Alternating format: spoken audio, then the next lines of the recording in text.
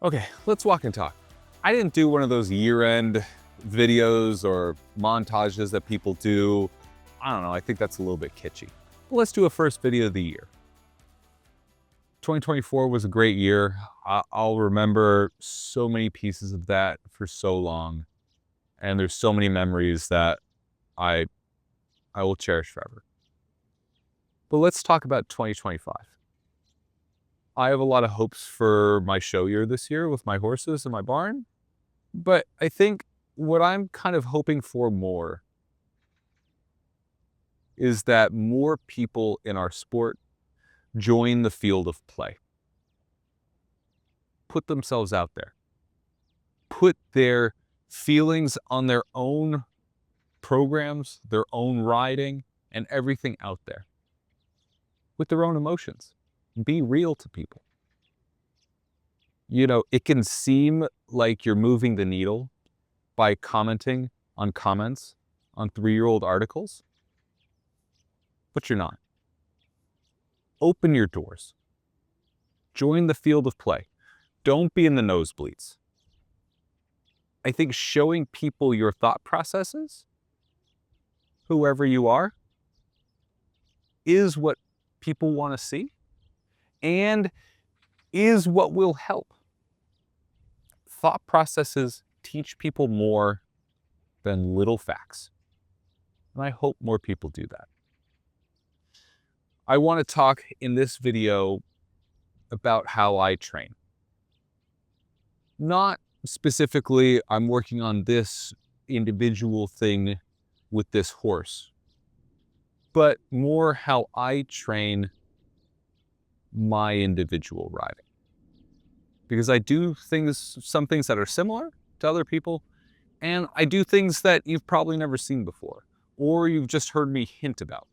So today, we're at the barn obviously, we're gonna go over all the things I use to train the details of how I try to adjust my body movements, the reasons why I want to adjust those body movements, and the tools I use to illuminate what I need to change.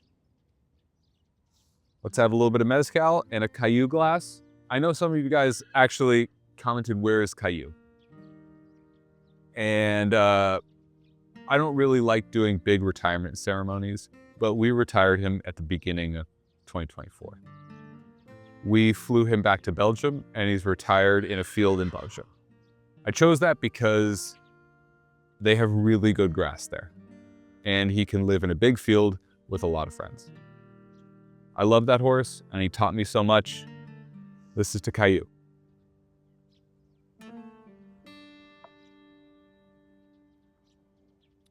Okay, before I talk about a lot of these things, I want to try to emphasize something. I'm going to show you physical tools I use and why I use them. But don't get distracted and only think without the exact physical tool that you can't do something the same or similar.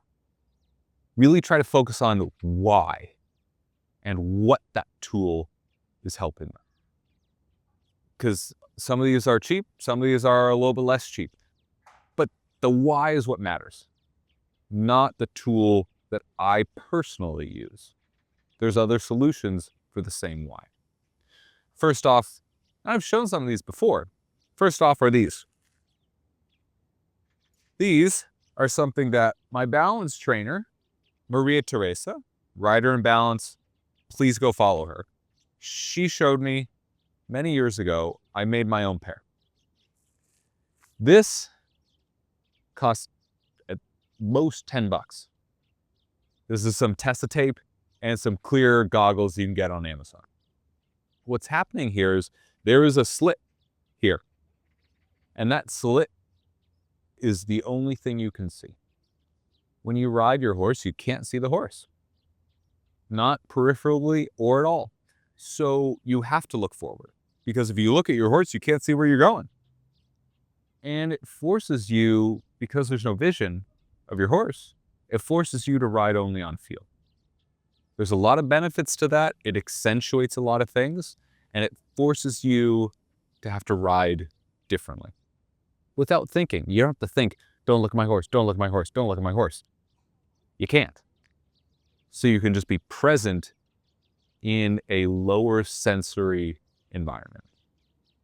These are great.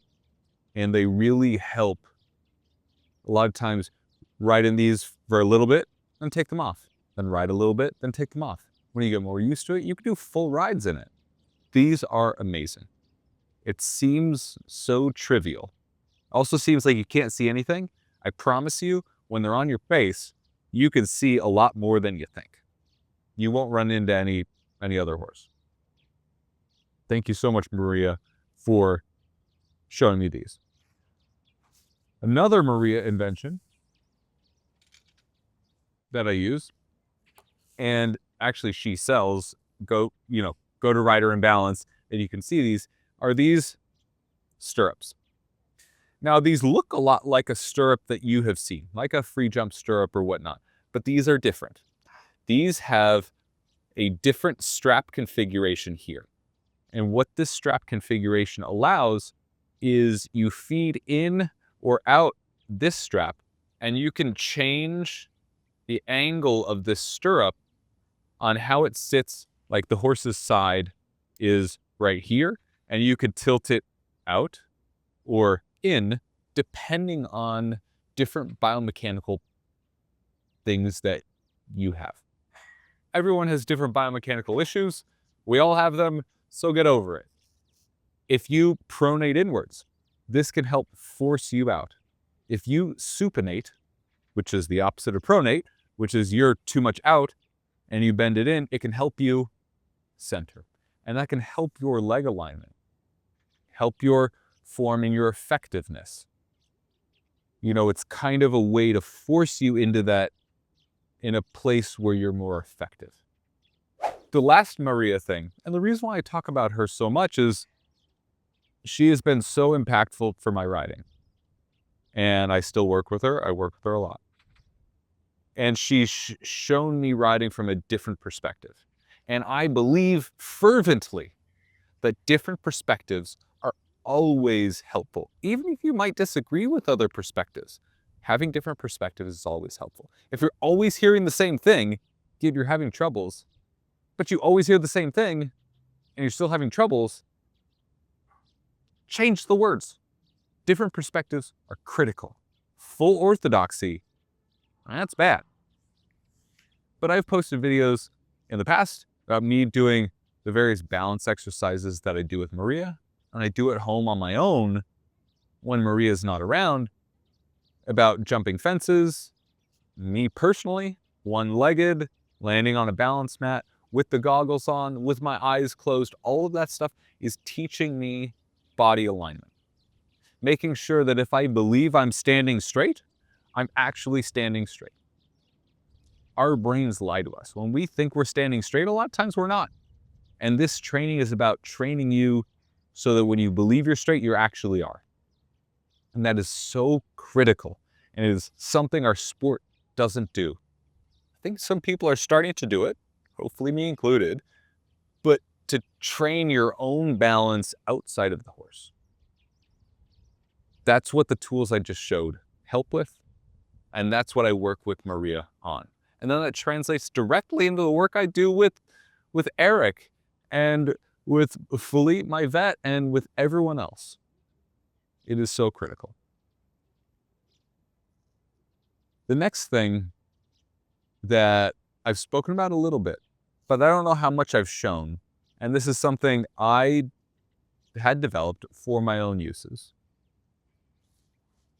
are these.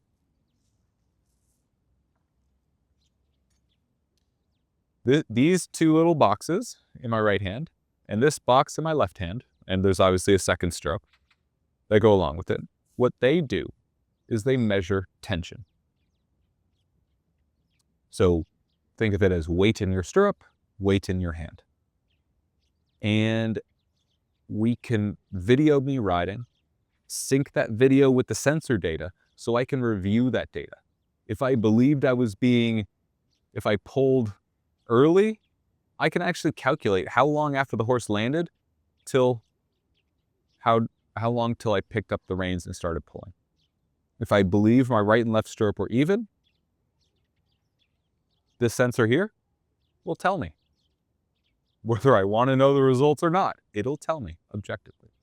They also, in a different mode, will Bluetooth to ear pods, and it'll give me a tone in my ears, which side has more tension. So if I believe I'm pulling even, if I hear a tone on my right ear, I'm pulling more with my right hand. It is a live, immediate feedback to confirm or deny what my subjective perception is. And by doing that, I can train my feeling. So in the future, I can be better at knowing, am I pulling even or uneven? Sometimes you want to be even with both hands. Sometimes you want to be uneven. Similar with your stirrups. And it's so important to know that your feeling is accurate. And with these sensors, I can train that so I know that I'm accurate. Because visual perception from the side of the ring is one thing. Objective data is a different one. On that topic of measuring my subjective with the objective,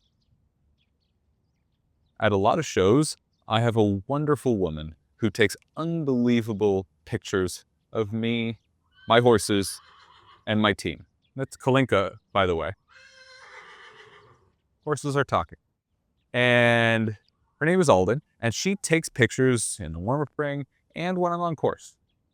And I have asked her to take pictures of me that are very unconventional. My name is Jeff. But I do it because it is educational for me and helps me train my riding. On course, she picks a couple fences and takes pictures of me directly behind me. Not a little bit of an angle, not like this, directly behind. Because then, in the picture, I can see where are my stirrups, where are my hips, where are my shoulders. I can see all that. It's an ugly picture. I would never frame one of those. But those images are so important. Where was I on takeoff? Where was I at the, at the peak of the arc? Where was I on landing? I could see that. And so I can learn things from that. I can bring in the data and the image and really learn more in one round by having these tools. Let's go look at some of those pictures so I can kind of tell you what I'm seeing. Okay, so let's look at this 3-shot sequence from Alden from the Santa Anita Grand Prix in California in late 2024. So you're seeing I'm on the right lead right now.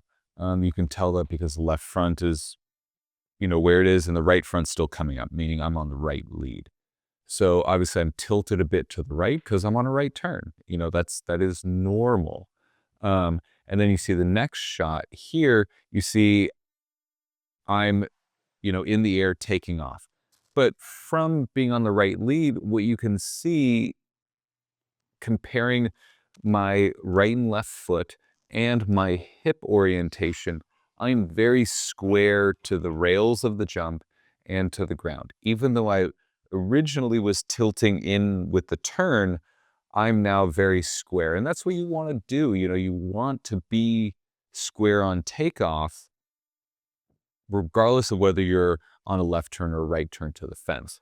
And then a couple images farther, you see I'm at the top of the fence. Again, you can compare my left stirrup to my right stirrup and my hips. I'm still very square.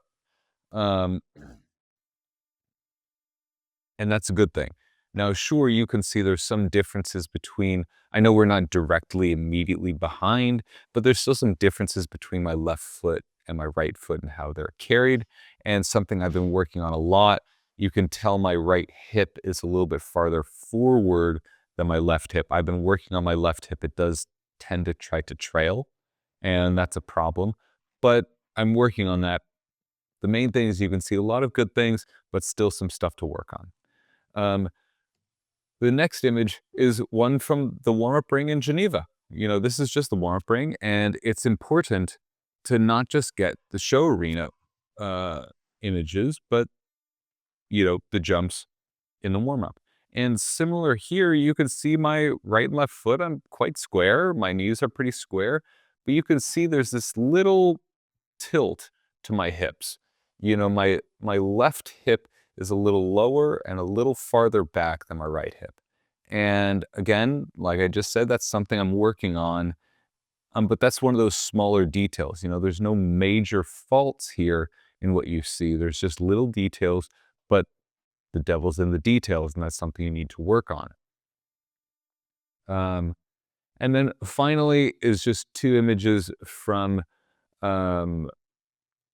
the first class in Geneva.